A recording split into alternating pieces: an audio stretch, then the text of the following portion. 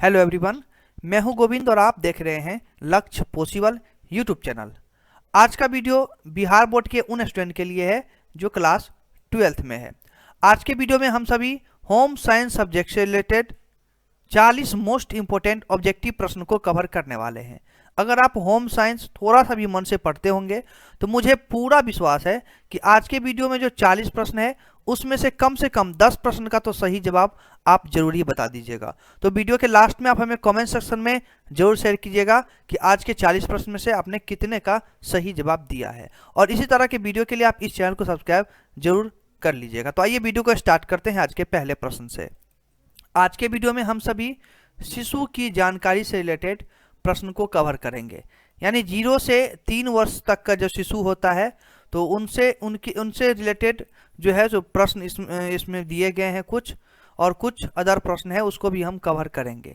तो आइए पहला प्रश्न देख लेते हैं। पहला प्रश्न है कि अस्थायी दांतों की संख्या होती है।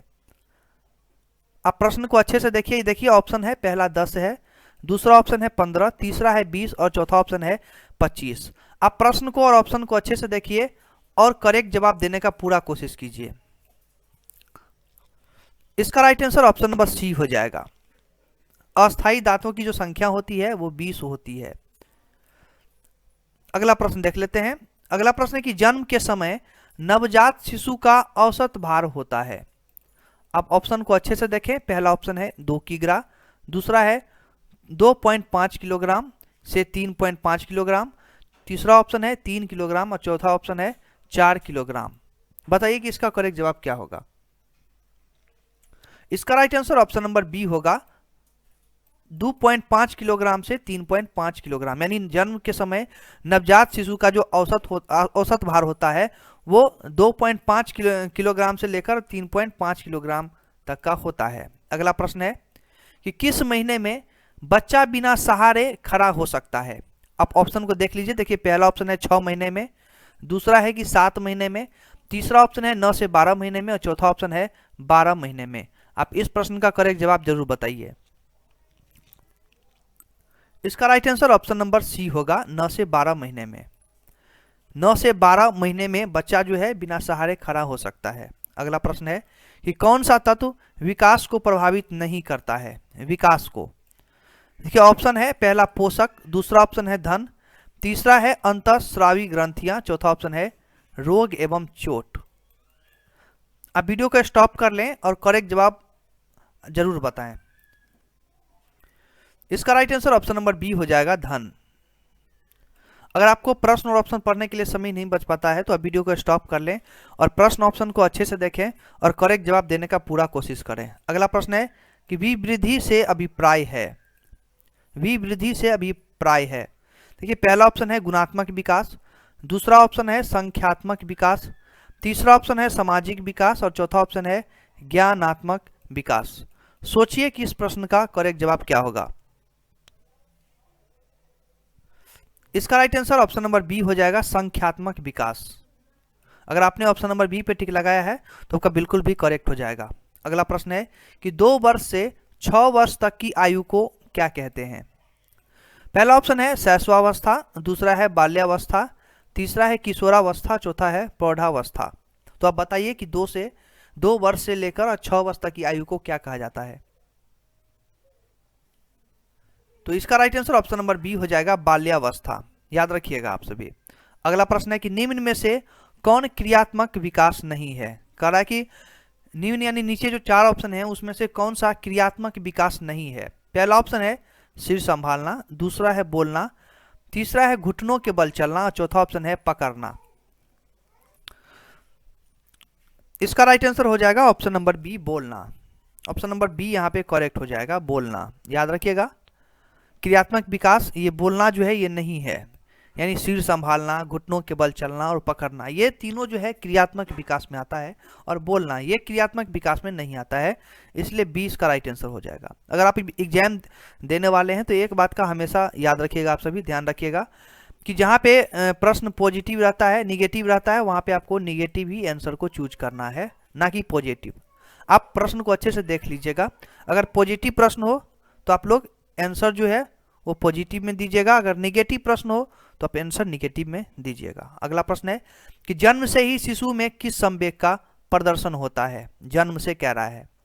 देखिए ऑप्शन पहला है प्यार, दूसरा है भय, तीसरा ऑप्शन है क्रोध, चौथा ऑप्शन है नापसंद। सोचिए और इसका करेक्ट जवाब बताइए क्या होगा। तो जन्म से ही शिशु में किस संवेग का प्रदर्शन होता है? तो प्यार का। किसका? प्यार का। ऑप्शन नंबर ए बिल्कुल भी करेक्ट हो जाएगा यहाँ पे। अगर आपने ए सोचा होगा राइट आंसर तो बिल्कुल भी आपका करेक्ट है। अगला है कि निम्न में से किस आयु पर शिशु घुटनों के बल चलने लगता है? आइए ऑप्शन देख लेते हैं, इसके बाद करेक्ट जवाब जानेंगे। पहला है 11 से 12 माह, दूसरा है 6 से 7 माह, तीसरा है 2 से 3 माह और चौथा ऑप्शन है 13 से 14 माह। तो इसका करेक्ट जवाब ऑप्शन नंबर ए हो जाएगा। यानी 11 से 12 माह की आयु पर शिशु जो है वो घुटनों के बल चलने लगता है। यह आप भी जानते होंगे और इसे याद रखिएगा। अगला प्रश्न है कि प्रसवोपरांत अवधि गंभीर है। देखिए ऑप्शन देख लेते हैं। माता के लिए, बच्चे के लिए, दोनों के लिए या फिर दोनों के लिए नहीं। चलिए ऑप्शन बताइए क्या होगा इसका करेक्ट। तो इसका जो राइट आंसर हो जाएगा वो होगा दोनों के लिए। ऑप्शन नंबर डी करेक्ट हो जाएगा। यानी प्रसवोपरांत अवधि गंभीर है, किसके लिए? तो दोनों के लिए नहीं। ये इसका करेक्ट हो जाएगा, ना तो माता के लिए और ना बच्चे के लिए, दोनों में से नहीं। अगला प्रश्न है कि इनमें से कौन प्रसवोपरांत अवधि में मां की प्रत्यक्ष देखभाल नहीं है? देखिए यहाँ पे कह रहा है कि नहीं है, यानी नहीं है, निगेटिव प्रश्न है। ऑप्शन देख लेते हैं। स्तनपान, दूसरा है व्यक्तिगत स्वच्छता, तीसरा है विश्राम व निद्रा, चौथा ऑप्शन है उत्तम पोषाहार। तो इसका राइट आंसर ए ही हो जाएगा, स्तनपान। अगला प्रश्न है कि नवजात के लिए 24 घंटे के अंदर दिया जाने वाला कौन सा टीका नहीं है? ऑप्शन है बीसीजी, ओपीवी, डीटीपी और हेपेटाइटिस बी। इनमें चारों में से आपको बताना है कि नवजात के लिए 24 घंटे के अंदर कौन सा टीका नहीं दिया जाता है। इसका right answer option number C हो जाएगा, डीटीपी। अगला प्रश्न देख लेते हैं। अगला प्रश्न है कि इनमें से कौन शुरू के कुछ दिनों में बच्चे की देखभाल के अंतर्गत आता है? ऑप्शन देख लेते हैं। पहला है बच्चे को गर्म रखना, दूसरा है गर्भनाल की देखभाल करना, तीसरा ऑप्शन है सिर्फ मां का दूध देना और चौथा ऑप्शन है इनमें से सभी। तो इसका right answer option number D correct हो जाएगा, इनमें से सभी। अगला प्रश्न देख लेते हैं। दोस्तों सभी आप ए टू जेड प्रश्न को अच्छे से कवर कीजिएगा, देखिएगा, क्योंकि ये सभी प्रश्न आपके एग्जाम के लिए काम आ सकते हैं। क्योंकि इस वीडियो में ऐसे ही प्रश्न दिए गए हैं जो एग्जाम में बार बार रिपीट होते रहता है और ये सभी प्रश्न ऐसे हैं जो किसी न किसी एग्जाम में पूछा गया है। इसके बाद हम संक्रामक रोगों के बचाव, इससे रिलेटेड प्रश्नों को कवर करने वाले हैं यहाँ पे। तो आइए एक एक प्रश्न को देखते हैं। प्रश्न है कि बच्चों को किस रोग से बचाने के लिए विटामिन ए की खुराक दी जाती है? ऑप्शन है रतौंधी, पोलियो, अतिसार, इनमें से सभी। तो इसका जो करेक्ट जवाब हो जाएगा वो ऑप्शन नंबर ए ही हो जाएगा करेक्ट, रतौंधी। बच्चों को जो है रतौंधी रोग से बचाने के लिए विटामिन ए की खुराक दी जाती है। ये बात आप याद रखिएगा, आपके एग्जाम के लिए इंपोर्टेंट प्रश्न है। अगला है कि क्षय रोग निवारण के लिए कौन सा टीका लगाया जाता है? क्षय रोग कर रहा है तो देखिए ऑप्शन है हिपेटाइटिस बी, MMR, BCG और DPT। इन चारों में से आपको बताना है कि क्षय रोग निवारण के लिए कौन सा टीका लगाया जाता है। देखिए इसका राइट आंसर सी हो जाएगा, BCG। आप अच्छे से प्रश्न को देखिए और करेक्ट जवाब देखिए, आप अच्छे से सभी प्रश्न को समझिए। अगला है कि रोग निरोधी क्षमता कितने प्रकार की होती है? देखिए पहला ऑप्शन है 3, दूसरा है 2, तीसरा ऑप्शन है 4 और चौथा ऑप्शन है 6। तो इसका करेक्ट जवाब ऑप्शन नंबर बी हो जाएगा। यानी रोग निरोधी क्षमता जो है वो 2 प्रकार के होते हैं। कितने प्रकार के? तो 2 प्रकार के होते हैं। अगला प्रश्न है कि हु का पूरा रूप क्या है? हु, देखिए हु का फुल फॉर्म, पूरा रूप यानी फुल फॉर्म क्या होता है? पहला ऑप्शन है कि वर्ल्ड हेल्थ ऑर्गेनाइजेशन, दूसरा है फूड एंड एग्रीकल्चर ऑर्गेनाइजेशन, तीसरा ऑप्शन है वीमेन हेल्थ ऑर्गेनाइजेशन, चौथा ऑप्शन है इनमें से कोई नहीं। तो दोस्तों चौथा का जो राइट आंसर हो जाएगा वो ऑप्शन नंबर ए करेक्ट हो जाएगा, वर्ल्ड हेल्थ ऑर्गेनाइजेशन। यानी हु का फुल फॉर्म होता है ये वर्ल्ड हेल्थ ऑर्गेनाइजेशन। आप अच्छे से देख लीजिएगा, हो सकता है इस एग्जाम में इस प्रश्न को रिपीट किया जाए। अगला है कि स्त्री के प्रथम दुग्ध स्राव को क्या कहते हैं? पहला ऑप्शन है प्रथम आहार, दूसरा है कोल्स्ट्रम, तीसरा ऑप्शन है माँ का दूध, चौथा ऑप्शन है पोषक आहार। चूज कीजिए कि इसका करेक्ट जवाब क्या होगा। इसका right answer option number B हो जाएगा, कोल्स्ट्रम। स्त्री के प्रथम दुग्ध स्राव को क्या क्या कहा जाता है? तो कोल्स्ट्रम। ऑप्शन नंबर बी यहाँ पे करेक्ट हो जाएगा।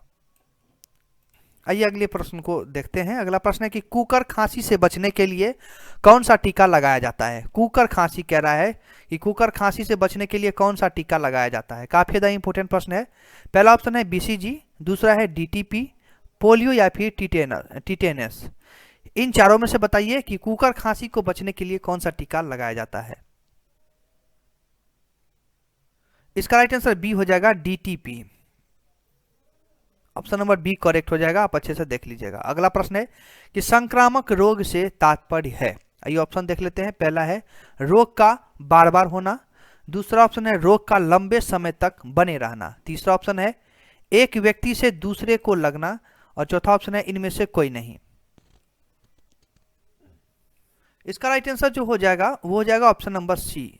संक्रामक रोग जो है वो एक व्यक्ति से दूसरे व्यक्ति को लगना, यानी संक्रामक रोग जो है वो एक व्यक्ति से दूसरे व्यक्ति में फैलता है। तो ये ऑप्शन नंबर इसका सी करेक्ट हो जाएगा। चलिए अगला प्रश्न देख लेते हैं। दोस्तों अगले प्रश्न में हम सभी असमर्थ तथा अयोग्य बालकों की विशेष आवश्यकता है इससे रिलेटेड प्रश्नों को कवर करेंगे, और काफ़ी ज़्यादा इंपॉर्टेंट टॉपिक है। कई बार एग्जाम में इस टॉपिक से प्रश्न पूछ लिए जाते हैं, तो आप सभी को जरूरी कवर कीजिए। अगला प्रश्न है कि कितने प्रतिशत स्कूली बच्चों में असमर्थताएं होती है? देखिए कह रहा है कि कितने प्रतिशत स्कूल बच्चों में असमर्थताएं होती है। तो देखिए 20%, 5%, 15% या फिर 18%। आप अच्छे से प्रश्न ऑप्शन को देखिए और करेक्ट जवाब बताइए कि क्या होगा। इसका right answer option number C हो जाएगा, 15%। अगला है प्राकृतिक असमर्थता होती है। प्राकृतिक असमर्थता होती है। पहला ऑप्शन है पोलियो के कारण अपंगता, दूसरा ऑप्शन है जो जन्म से होती है, और तीसरा ऑप्शन है वयस्कावस्था में विकलांगता, और चौथा ऑप्शन है इनमें से कोई नहीं। आपको चूज करना है चारों में से कि क्या करेक्ट जवाब होगा। इसका राइट आंसर बी हो जाएगा, जो जन्म से होती है प्राकृतिक असमर्थता होती है। यह ऑप्शन नंबर बी करेक्ट हो जाएगा, यानी जो जन्म से ही होती है वो क्या होती है? प्राकृतिक असमर्थता होती है, यानी प्राकृतिक यानी ईश्वरीय देन होती है। अगला है कि वह बालक जिसकी शारीरिक, मानसिक, भावात्मक तथा सामाजिक क्षमताएं समान से हटकर होती है। प्रश्न को अच्छे से देखें। ऑप्शन है असमर्थ बालक होता है, सक्षम बालक होता है, अंधा बालक होता है, या फिर बहरा बालक होता है। कह रहा है कि वह बालक जिसकी शारीरिक, मानसिक, भावात्मक तथा सामाजिक क्षमताएं समान से हटकर होती है। दोस्तों ऐसा बालक जो है असमर्थ बालक होता है। कौन सा? तो असमर्थ बालक। ऑप्शन नंबर ए करेक्ट होगा। अगला प्रश्न है कि सांकेतिक भाषा होती है। तो सांकेतिक भाषा किसके लिए होती है? देखिए ऑप्शन है अंधों के लिए, असामाजिक बच्चों के लिए, लुप्त अंग वाले बच्चों के लिए, या फिर गूंगे तथा बहरे बच्चों के लिए। ये चार ऑप्शन है, इसमें से बताइए कि सांकेतिक भाषा किसके लिए होती है। इसका करेक्ट जवाब आपको जरूरी मालूम होगा। तो इसका right answer option number D हो जाएगा। सांकेतिक भाषा गूंगे तथा बहरे बच्चों के लिए होती है। जो बच्चा गूंगा होता है, बहरा होता है, उसके लिए होती है सांकेतिक भाषा। अगला है कि अन्य बच्चों को पढ़ाने के लिए किस विधि का प्रयोग करना चाहिए। देखिए ऑप्शन है पहला ब्रेल विधि, खेल विधि, इतिहास विधि, या फिर साइको ड्रामा विधि। तो इसका right answer option number A हो जाएगा, ब्रेल विधि। इसको आपने बुक में अच्छे से पढ़ा होगा ब्रेल विधि के बारे में। आगे हम सभी वैकल्पिक बाल देखरेख, इससे रिलेटेड प्रश्नों को कवर करने वाले हैं। देखते हैं प्रश्न को। प्रश्न है कि वैकल्पिक देखरेख का अर्थ होता है। वैकल्पिक देखरेख जो है उसका अर्थ होता है। तो पहला ऑप्शन है माता के बीमार पड़ने पर बच्चे की देखरेख, दूसरा ऑप्शन है पिता द्वारा बच्चे की देखरेख, तीसरा ऑप्शन है माता पिता की अनुपस्थिति में बच्चों की देखरेख, और चौथा ऑप्शन है इनमें से कोई नहीं। आपको ढूंढना है कि इसका करेक्ट जवाब क्या होगा। दोस्तों वैकल्पिक देखरेख का अर्थ होता है कि माता पिता की अनुपस्थिति में बच्चे की देखरेख होना। ये ऑप्शन नंबर सी यहाँ पे करेक्ट हो जाएगा, बिल्कुल भी करेक्ट, इसका राइट आंसर सी हो जाएगा। चलिए अगला देख लेते हैं। अगला प्रश्न है कि ICDS की स्थापना किस ईस्वी में हुई थी। ICDS की स्थापना जो हुई थी वो किस स्थिति में किस ईस्वी में हुई थी।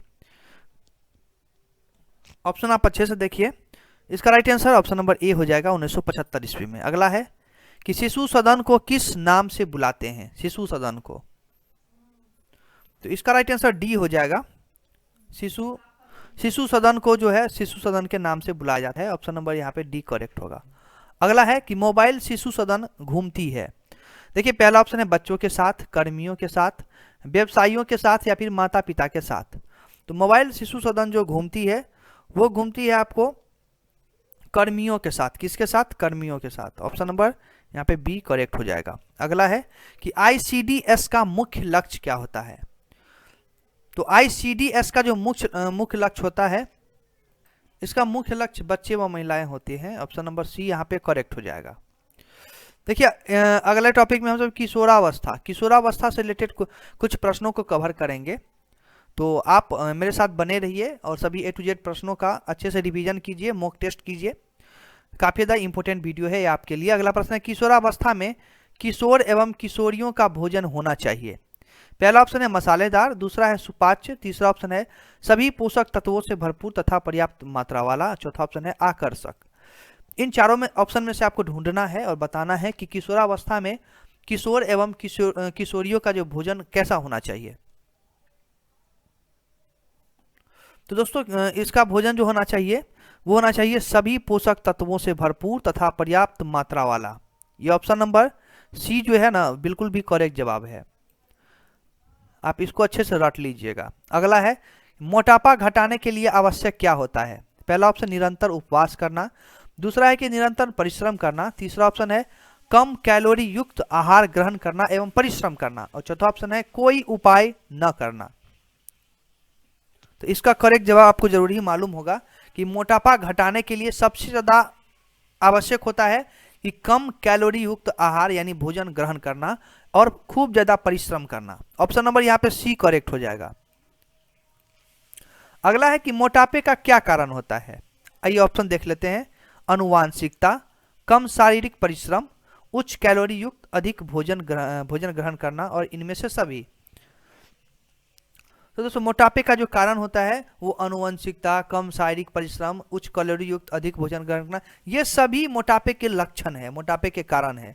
इसलिए राइट आंसर इसका ऑप्शन नंबर डी हो जाएगा, इनमें से सभी। अगला प्रश्न है कि मोटापे की स्थिति में, अब ऑप्शन देख लेते हैं। कह रहा है कि मोटापे की स्थिति में मांसपेशियां बढ़ जाती है, वसा में रक्त बढ़ जाता है, वसा में ऊतकों में वसा की मात्रा एकत्र हो जाते हैं, या फिर शरीर की अस्थियां बढ़ जाती है। तो मोटापे की स्थिति में जो है वसा में ऊतकों में वसा की मात्रा जो है वो एकत्र हो जाती है, यानी इकट्ठा हो जाती है। ये ऑप्शन नंबर सी यहाँ पे करेक्ट हो जाएगा, सी। अगला है कि किशोरावस्था है, किशोरावस्था आदर्शवाद की अवस्था, यौन विकास की अवस्था, या फिर परिवर्तन की अवस्था, या फिर उपयुक्त सभी। तो किशोरावस्था जो है वो आदर्शवाद की अवस्था भी है, यौन विकास की अवस्था भी है, परिवर्तन की भी अवस्था है। तो ऑप्शन नंबर डी यहाँ पे करेक्ट हो जाएगा, उपयुक्त सभी, यानी ये तीनों जो है किशोरावस्था है। अगला है कि एडोलनेस शब्द है, एडोलनेस, एडोलनेस शब्द कौन सा है। लैटिन है, जर्मनी भाषा का है, अंग्रेजी भाषा का, या फिर हिंदी भाषा का है। बताइए कि इसका करेक्ट जवाब क्या होगा। तो एडोलनेस जो है, एडोलसेंस, माफ कीजिएगा, एडोलसेंस जो है वो लैटिन भाषा का है। कौन सी भाषा का? तो लैटिन भाषा का है। ऑप्शन नंबर ए यहाँ पे बिल्कुल भी करेक्ट होगा। अगला है कि नवजात शिशु के लिए आवश्यक है शहद, भोजन, पानी, या फिर क्षीरसार। तो इसका जो करेक्ट जवाब हो जाएगा वो ऑप्शन नंबर ए हो जाएगा, शहद। नवजात शिशु के लिए क्या आवश्यक है? तो शहद आवश्यक है। अगला है कि आयु के आधार पर किस काल को किशोरावस्था कहा जाता है। तो 12 से 18 वर्ष को, आयु के आधार पर 12 से 18 वर्ष पर जो है को किशोर अवस्था कहा जाता है। ऑप्शन नंबर डी करेक्ट हो जाएगा, याद रखिएगा। अगला है कि महिला प्रजनन तंत्र, महिला प्रजनन तंत्र। अब ऑप्शन देख लेते हैं। पहला है सेक्स हार्मोन उत्पन्न करता है, बच्चे को जन्म देता है, तीसरा है अंडा उत्पन्न करता है, चौथा ऑप्शन है इनमें से सभी। तो इसका right answer option number D हो जाएगा, इनमें से सभी। अगला प्रश्न देख लेते हैं, यह है कि इनमें से कौन गलत है। मासिक चक्र, ऑप्शन अच्छे से देख लीजिए आप, 4 ऑप्शन है। 20 का राइट आंसर हो जाएगा, हमेशा बहुत कष्टदायक होता है। अगला है कि कौन सा हार्मोन केवल महिला में स्रावित होता है। तो इसका राइट आंसर यही हो जाएगा, प्रोलैक्टिन। प्रोलैक्टिन जो है, प्रोलैक्टिन हार्मोन जो है वो केवल महिला में ही स्रावित होता है। तो दोस्तों आज के वीडियो में टोटल 40 प्रश्न जो है होम साइंस सब्जेक्ट से रिलेटेड मैंने कवर करवाया है। आपने इस 40 प्रश्न में से कितने का सही जवाब दिया, अभी आप हमें कमेंट सेक्शन में ईमानदारी से जरूर बताइए, आपके कमेंट का इंतजार रहेगा। और इसी तरह के वीडियो के लिए आप इस यानी लक्ष्य पॉसिबल चैनल को जरूर ही सब्सक्राइब कर लीजिए। फिर मिलेंगे नेक्स्ट वीडियो में, तब तक के लिए मैं गोविंद आप सभी से इजाजत चाहता हूँ। वीडियो को देखने के लिए धन्यवाद।